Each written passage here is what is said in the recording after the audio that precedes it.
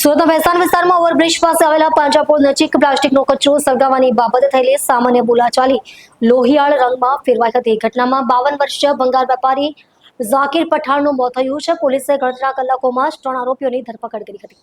મંગળવારે બપોરે ઝાકીર પઠાણ પોતાના ગોડાઉન પર હાજર હતા ત્યારે પ્રીતમ અને શુભમ નામના યુવકો સાથે તકરાર થઈ હતી। ઝઘડો વધતા ઝાકીરભાઈએ પોતાના પુત્રો શાહરૂખ અને શાકીરને બોલાવ્યા હતા। બીજી તરફ આરોપી પક્ષના 5 થી 6 લોકો પણ એકઠા થઈ ગયા હતા અને બંને પક્ષ વચ્ચે મારામારી શરૂ થઈ હતી। પોલીસે જણાવ્યા અનુસાર હુમલાખોરો ચાકુ અને પ્લાસ્ટિકના દંડા જેવા હથિયારો સાથે આવ્યા હતા। આરોપી પ્રીતમ શર્માએ ઝાકીર પઠાણની જાંઘના ભાગે છરીના ઘા ઝીંકતા તેઓ ગંભીર રીતે ઘાયલ થયા હતા। ભારે રક્ત વહી જતા તેમને સારવાર માટે સિવિલ હોસ્પિટલમાં ખસેડાયા હતા, જ્યાં સારવાર દરમિયાન તેમનું મોત થયું હતું।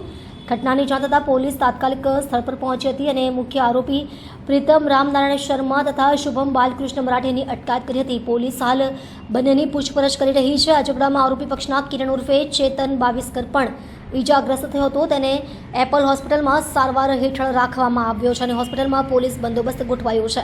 પોલીસ તપાસમાં અંકિત દિનકર પાટીલનું નામ પણ સામે આવ્યું છે, જોકે તે હાલ ફરાર છે। પોલીસે તેની શોધખોળ માટે અલગ અલગ ટીમો બનાવી કાર્યવાહી શરૂ કરી છે। જાબીર ખાન પઠાણ અને એના પુત્રો અને એના જે બીજા મિત્રો હતા, એના પુત્રોના મિત્રો હતા, એમની ઉપર ચાકુ અને પ્લાસ્ટિકના દંડાથી હુમલો કર્યો। એમાં જે પ્રીતમ રામનારાયણ શર્મા જે છે એની પાસેના ચાકુથી આ ઝાકીર ખાનના સાથળના ભાગે ઈજા કરેલી હતી અને એમાં વધારે બ્લીડિંગ થતાં એમને સારવાર માટે સિવિલ હોસ્પિટલમાં મોકલેલા હતા અને એમનું સારવાર દરમિયાન એમનું અવસાન થયેલું છે।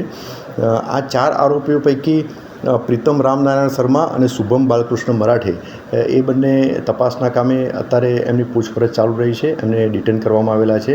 અને એના સિવાય ત્રીજો જે આરોપી છે કિરણ ઉર્ફે ચેતન બાવીસકર, એને આ મારામારીમાં એને પણ ઈજા થયેલી છે, કારણ કે સામા પક્ષવાળા જોડે જે માથાકૂટ થઈ, મારામારી થઈ, એમાં એમને પણ ઈજા થયેલી છે। તો એમને અત્યારે હાલ સારવાર હેઠળ એપલ હોસ્પિટલમાં રાખેલા છે, એમાં ત્યાં જાપ્તો પણ રાખવામાં આવેલો છે, એટલે એમને પણ ત્યાંથી રજા આપેથી પછી આગળની કાયદેસર કાર્યવાહી કરવામાં આવશે। આ ગુનામાં જે ચોથો આરોપી છે અંકિત દિનકર પાટીલ, એ એની ધરપકડ ટાળવા અત્યારે નાસ્તો ફરે છે, એટલે કે ફરાર છે।